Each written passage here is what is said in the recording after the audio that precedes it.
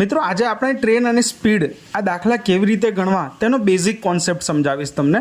સૌથી પહેલાં ઇક્વેશન્સ છે, હું બોલવાનો નથી, ડિસ્પ્લે ઉપર પણ તમને દેખાશે, બરોબર।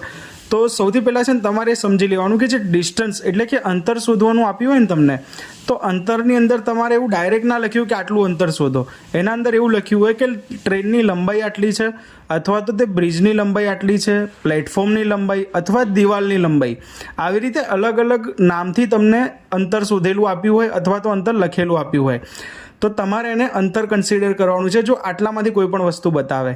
પછી આવે છે ગતિ એટલે કે સ્પીડ। જો સ્પીડની અંદર ટ્રેન અથવા માણસ બંને સમાન દિશામાં ચાલતા હોય ને તો સ્પીડ હંમેશા માઇનસ થશે, અને જો વિરોધી દિશામાં એટલે કે બંને આમને સામનેથી આવતા હશે ને તો એ છે ને પ્લસ થશે સ્પીડ હંમેશા।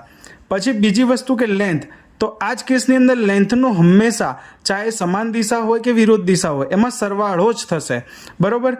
અને સ્પીડ જે હોય ને હંમેશા કલાકમાં આપી હશે તો મીટરમાં જવાબ માગ્યો હોય તો તમારે 5/18 કરવા, અને જો તમને 1 કલાકની જગ્યાએ મીટરમાં આપી હોય તો તમારે 18/5 કરવાના। આ વસ્તુ હું તમને ઇઝીલી સમજાવીશ ડ્રીલની અંદર જ્યારે આપણે દાખલો ગણીશું, પણ આજનો દિવસ ખાલી આપણે બેઝિક કોન્સેપ્ટ સમજવાનો હતો જે મેં તમને અત્યારે સમજાવ્યો।